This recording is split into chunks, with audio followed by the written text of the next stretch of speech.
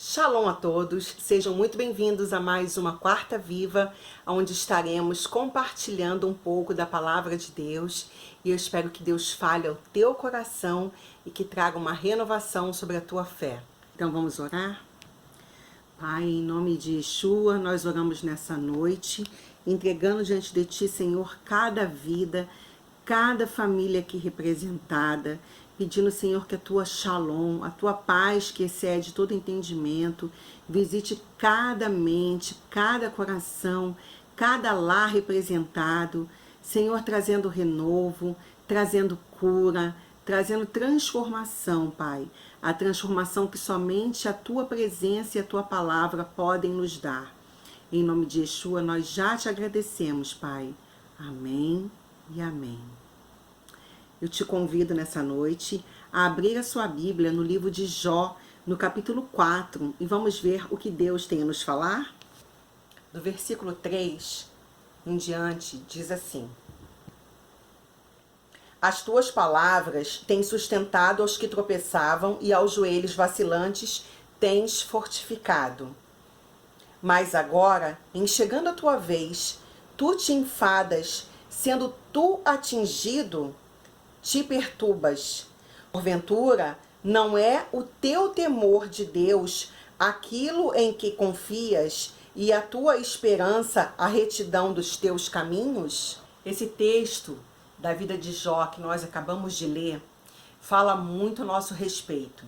Nesse exato momento, quem está proferindo essas palavras para Jó é um de seus amigos, lembrando a Jó que várias vezes Jó fortaleceu, Jó encorajou, Jó deu palavras para as pessoas que precisavam, para aquelas pessoas que estavam vacilantes. E agora que chegou o momento em que Jó estava precisando, em que Jó estava caído, em que ele estava ali se sentindo no fundo do poço, derrotado, por conta de todas as circunstâncias, de todas as coisas que aconteceram na vida dele, ele não era capaz de levantar ele mesmo, ele não era capaz de ter fé, de acreditar, de seguir em frente, de usar para ele mesmo aquelas mesmas palavras que ele usava para as outras pessoas quando ele via que outras pessoas estavam caídas. E isso nos mostra que todos nós precisamos estar aliançados, termos boas amizades, termos relacionamentos que tragam, que gerem vida para nós. Porque caminhar sozinho é possível, mas na hora em que a gente se encontra no momento de aflição, no momento de angústia, no momento em que as coisas não estão fluindo tão bem quanto nós gostaríamos, por mais que tenhamos conhecimento, por mais que sejamos pessoas motivadas, pessoas capazes para fazer tudo na vida do outro, quando chega na nossa vez, a gente precisa também de uma mão amiga, de um ombro amigo, de uma palavra de encorajamento, de alguém que nos lembre quem somos, de alguém que reavive, que ative a nossa fé. Deus, ele tem um plano irreversível para cada um de nós. Ele nos ama do jeito que nós somos, mas ele se recusa a nos deixar permanecer da maneira em que estamos. E é por essa razão que muitas das vezes Deus permite com que circunstâncias desfavoráveis, com que tempos difíceis cheguem até nós, porque é a forma que ele encontra através das provações e privações que passamos, é a forma que Deus encontra de trabalhar em nós a nossa coragem, a nossa fé, a nossa confiança, dele nos amadurecer, dele nos fortalecer, dele nos fazer caminhar, transpondo obstáculos e avançando de níveis. Que nós precisamos ter em mente nesses momentos em que na nossa vida alguma coisa não está indo bem e que nós acabamos nos sentindo frustrados. É justamente nesse momento que nós devemos perceber que quando os nossos planos são frustrados, certamente é porque os planos de Deus, que são maiores do que os nossos, se cumprirão na nossa vida. Você vê a história de Jó. Jó tinha uma vida maravilhosa, todas as coisas que um ser humano busca. Ele tinha bens, ele tinha uma família grande, ele tinha filhos, ele estava sempre ali fazendo bem, era íntegro, era correto, estava sempre prestando adoração a Deus, fazendo ali sacrifícios em prol da sua família, estava sempre ali amparando os seus amigos. Mas chegou um momento em que ele precisava de alguém para levantá-lo. Ele precisava de alguém para dar a ele, para lembrar a ele, para trazer à memória dele aquilo que dava esperança a ele. Quantos de nós temos nos sentido nesses últimos dias assim?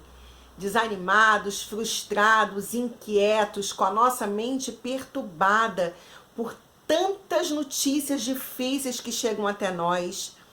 Eu me lembro mesmo que essa semana que passou, teve um momento que eu me senti tão angustiada, mas tão angustiada, nem tanto por dores minhas, mas por ouvir relatos de dores e de situações e de problemas que pessoas próximas a mim estavam passando. E a angústia de saber que eu, na minha capacidade humana, não tinha nada que eu pudesse fazer para livrar. E isso traz uma angústia na alma, uma vontade de chorar.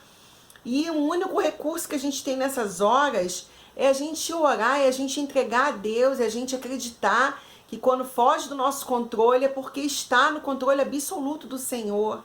E Ele tem um desfecho certo para cada uma coisa, para cada situação, para cada vida, para cada pessoa. Nós só precisamos apresentar, levar diante dele. No livro de Provérbios, no capítulo 13, no versículo 12, diz assim: a esperança que se adia faz adoecer o coração, mas o desejo cumprido é a árvore da vida.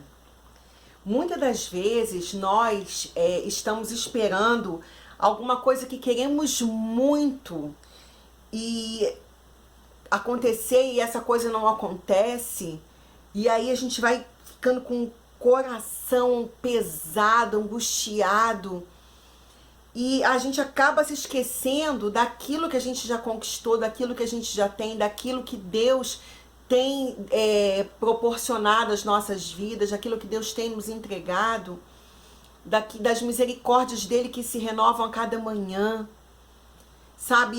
E aí, às vezes, nós deixamos a frustração tomar conta da nossa alma e acabamos esquecendo até de agradecer. E quando a gente esquece de agradecer, a gente está, na verdade, esquecendo de engrandecer. Porque não é simplesmente dizer gratidão, obrigada. Mas quando você é grato, quando você lembra de cada mínimo detalhe que Deus tem conferido a você, que Deus tem proporcionado na sua vida, você está engrandecendo o nome dele na sua vida e na vida das pessoas que te conhecem. Porque a nossa vida precisa ser uma carta lida. A nossa vida precisa trazer impacto para a vida das outras pessoas. Não adianta nada você ficar tentando converter pessoas, convencer pessoas. As pessoas estão, na verdade, cansadas de religião, cansadas de tantas fórmulas. As pessoas estão muito mais interessadas em ver na minha vida e na sua vida o agir sobrenatural de Deus. E esse agir se dá justamente nisso, quando coisas em momentos estão difíceis e que a gente consegue reagir com fé. Isso mostra para as pessoas que é possível, que a nossa fé está ativa, que Deus está atuando. Faz com que as pessoas comecem a acreditar que Deus é vivo, que Ele é real e que Ele está interessado em cuidar delas assim como tem cuidado de nós. Quando a gente deixa a frustração de lado, a gente começa a engrandecer o nome do Senhor, porque quando você não deixa a frustração de lado e o peso dela se torna maior que o valor das bênçãos alcançadas, do que o valor daquilo que Deus tem feito, você acaba desperdiçando toda a boa obra que Deus tem feito na tua vida. Na Bíblia nos conta, no livro de 1 Reis, no capítulo 19, a história de Elias, que venceu os profetas de Baal, que destruiu os profetas de Baal, mas que após essa grande vitória de ter destruído ali, aniquilado ali os profetas, ele acaba ficando com medo de Jezabel. com medo das palavras dela. Você vê, ele derrota vários profetas, acaba ali com eles através do poder de Deus. E aí uma ameaça, uma palavra dada por uma mulher que era maligna, fez com que ele corresse e procurasse abrigo e se escondesse em uma caverna. Deixa eu compartilhar com vocês que talvez ainda não conheçam essa história, um pouquinho dela. 1 Reis, capítulo 19. Acabe, que era o rei, fez saber a Jezabel, que era sua mulher, tudo quanto Elias havia feito e como matara todos os profetas à espada. Então Jezabel mandou um mensageiro a Elias a dizer-lhe: façam-me os deuses como lhes aprouver, se amanhã a essas horas não fizer eu a tua vida como fizeste a cada um deles. Temendo, pois, Elias levantou-se e, para salvar sua vida, se foi e chegou a Berseba, que pertence a Judá, e ali deixou o seu moço, deixou ali o seu ajudante. E mesmo, porém, se foi ao deserto, caminho de um dia, e veio e se assentou debaixo de um zimbro, e pediu para si a morte, e disse: basta, toma agora, ó Senhor, a minha alma, pois não sou melhor do que meus pais. Deitou-se e dormiu debaixo do zimbro. Eis que um anjo o tocou e lhe disse: levanta e come. Olhou ele e viu junto à cabeceira um pão cozido sobre pedras, em brasa, e uma botija de água. Comeu, bebeu e tornou a dormir. Veja bem, olha como hoje em dia fala-se tanto em depressão, né? E você vê que esse não é um fenômeno moderno. Olha há quanto tempo isso existe.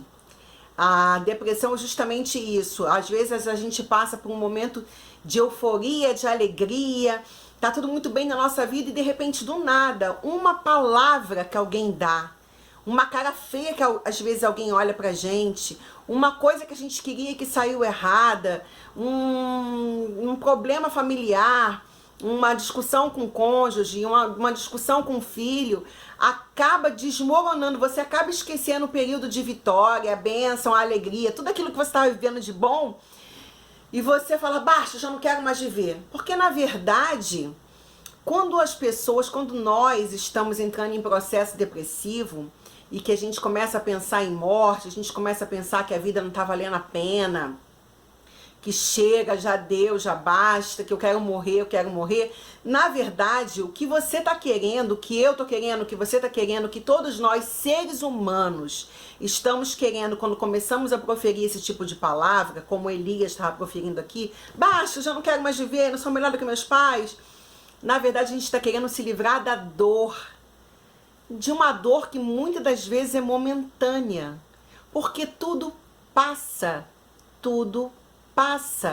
nada é eterno. Coisas boas não são eternas e coisas ruins também não. A gente só precisa lembrar isso, sabe? Colocar isso vivo na nossa memória. E não deixar com que palavras, com que situações externas arranquem da gente aquilo que a gente tem de Deus, a nossa essência, as coisas boas que Deus tem feito na nossa vida. Então, não tenta livrar a sua dor momentânea, o seu período de dificuldade, de luta, seja por uma enfermidade, por um desemprego, por uma discussão com alguém, por qualquer outra coisa que seja. Não tenta se livrar disso, se escondendo, desejando a morte, tentando provocar a morte, se escondendo, se isolando numa cama, com medo de viver, com medo de sair na rua, com medo disso, com medo daquilo. Quanto mais medo você tem, quanto mais você se angustia, mais isso vai se entranhando na tua alma e vai trazendo pro teu corpo físico a mensagem de que você não tá querendo reagir, e aí você realmente vai ficando doente. E aí Elias, ele levanta, vê o anjo, vai lá, toca ele, manda ele levantar, ele levanta, come e volta a fazer o quê? Volta a deitar de novo. Porque é quentinho, é o lugar da nossa depressão, o lugar ali da nossa dor, é um lugar confortável, porque a gente se encolhe, a gente fica quietinho ali parado, E aí a gente não enfrenta. Quando que Deus quer que a gente enfrente, que a gente agarre, que a gente lute mesmo, que a gente vá contra esses sentimentos. Porque esses sentimentos não foi Deus que colocou no nosso coração. Deus, ele permite que situações aconteçam. Mas ele quer que em todas elas nós caminhemos em direção a ele. E não venhamos a nos esconder, a nos encolher na nossa dor. Porque senão você vai sucumbir. Então, Elias voltou voltou a dormir. Então, hoje voltou segunda vez a ele e disse: levanta-te e come, porque o caminho te será sobre modo longo, né? O que você tem muito caminho ainda pela frente. Levanta aí, Elias. Então ele levantou, comeu, bebeu, e com a força daquela comida, caminhou 40 dias e 40 noites até Horebe, o monte de Deus. Você vê como o alimento físico, como se alimentar, como cuidar do nosso corpo, como faz diferença na nossa alma, na nossa disposição. Porque quando das vezes a gente está em depressão e a primeira coisa que acontece é a gente não querer comer, não querer beber água, não querer levantar para tomar banho, querer ficar deitado com o quarto escuro, com luz apagada, debaixo da coberta. E sabe, você precisa levantar. Porque não é só um anjo que está tocando em você e dizendo para você que a tua caminhada vai ser longa, não. É o próprio Deus dizendo para você: levanta, levanta que eu sou contigo, faz a tua parte, toma lá um banho, lava teu rosto, faz uma vitamina, come uma comida, se fortalece. Tua caminhada nessa terra ainda é longa, você tem muita coisa para fazer ainda, muita coisa para viver. Eu só comecei a boa obra na tua vida e eu sou fiel para completá-la. Então levanta, sai desse teu lugar de dor, sai desse teu lugar de tristeza. Eu tô contigo. É isso que Deus está falando para você, é isso que Deus está falando para mim, e é isso que Ele quer que nós falemos uns para os outros. Então, ali ele entrou, ele caminhou até o Monte Horebe, e ali ele entrou numa caverna, onde passou a noite. E eis que veio a palavra do Senhor, e ele disse: que fazes aqui, Elias? Ele respondeu: tenho sido zeloso pelo Senhor, Deus dos exércitos, porque os filhos de Israel deixaram a tua aliança, derribaram os teus altares e mataram os teus profetas à espada. E eu fiquei só e procuram tirar minha vida. Olha como Elias é tão parecido com a gente, né? Mas eu sou uma pessoa boa, eu sou uma pessoa tão maravilhosa, eu faço tudo certinho. Por que Deus está deixando isso acontecer comigo? Sabe? É assim que a gente se comporta. Você vê ele: eu sou bom, eu tenho observado, eu tenho feito. E aí ele segue. Disse-lhe Deus: sai e põe-te neste monte perante o Senhor. Eis que passava o Senhor, e um grande e forte vento fendia os montes e despedaçava as penhas diante do Senhor. Porém o Senhor não estava no vento. Depois do vento veio um terremoto, mas o Senhor não estava no terremoto. Depois do terremoto, um fogo, mas o Senhor não estava no fogo. E depois do fogo, um cicio tranquilo e suave. Ouvindo-o, Elias envolveu o rosto no seu manto e, saindo, pôs-se à entrada da caverna. Eis que veio uma voz e lhe disse: que fazes aqui, Elias? Ele respondeu: tenho sido em extremo zeloso pelo Senhor, Deus dos exércitos, porque os filhos de Israel deixaram a tua aliança, derribaram os teus altares, e eu fiquei só e procuram tirar minha vida. Disse-lhe o Senhor: vai, volta ao teu caminho para o deserto de Damasco, e em chegando lá unges a Azael, rei sobre a Síria. A Jeú, rei de Ninse, ungirá rei sobre Israel. E também Eliseu, filho de Safate, de Abel-Meolá, ungirás profeta em teu lugar. Quem escapar da espada de Azael, Jeú o matará. Quem escapar à espada de Jeú, Eliseu o matará. E também conservei em Israel 7.000 todos os joelhos que não se dobraram a Baal, e toda boca que não beijou. Veja bem, aqui é muito profundo, é muito enriquecedor esse texto. A narrativa do texto nos fala que ali, quando o Senhor passava, Elias observou 3 fenômenos acontecendo: um vento muito forte, um terremoto e um fogo. E Deus não estava em nenhum desses 3 fenômenos, nem no vento, nem no terremoto e nem no fogo.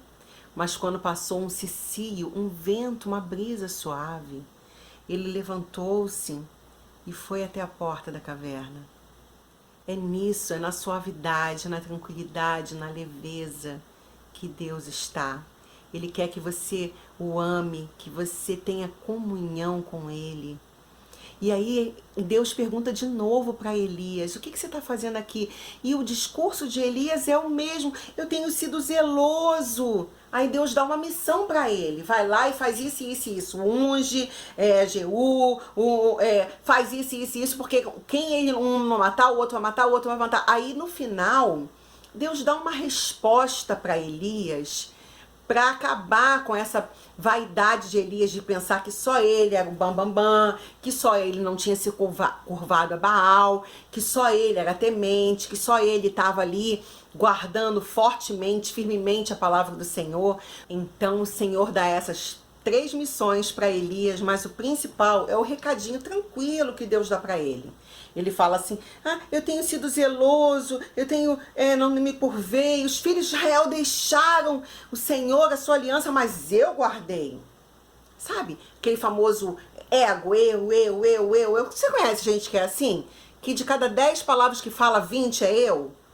Aí Deus vai na tranquilidade e fala assim para ele, também conservei em Israel 7.000, todos os joelhos que não se dobraram a Baal e toda a boca que não beijou. Em outras palavras, Deus estava dizendo assim para Elias, olha, você é bom, você guardou, você realmente está em aliança comigo, mas eu também conservei lá em Israel 7.000 joelhos que não se dobraram a Baal. Então não pensa que é só você que é o bambambam, não pensa só você que é o bom. Aprende, Elias. Eu não tô no fogo, eu não tô no terremoto, eu não tô no vento, eu não tô nesse teu ego inflamado.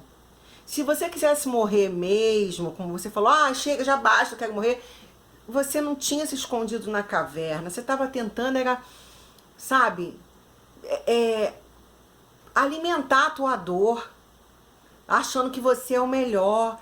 Não, Elias, olha, tem gente boa também. Levanta daí, vamos lá. Então Elias partiu dali e achou Eliseu. E aí ele começa a fazer tudo que Deus, havia, a missão que Deus havia determinado para ele. E onde eu quero chegar com isso para a gente encerrar essa palavra? Deus tem uma missão para você.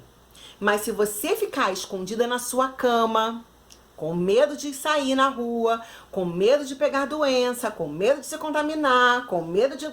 porque eu não sei falar, eu não sei isso, eu não sei aquilo. Se você ficar com um monte de achismos, com um monte de medo, com um monte de coisa, mas eu tenho guardado meu coração, Senhor, tu sabes.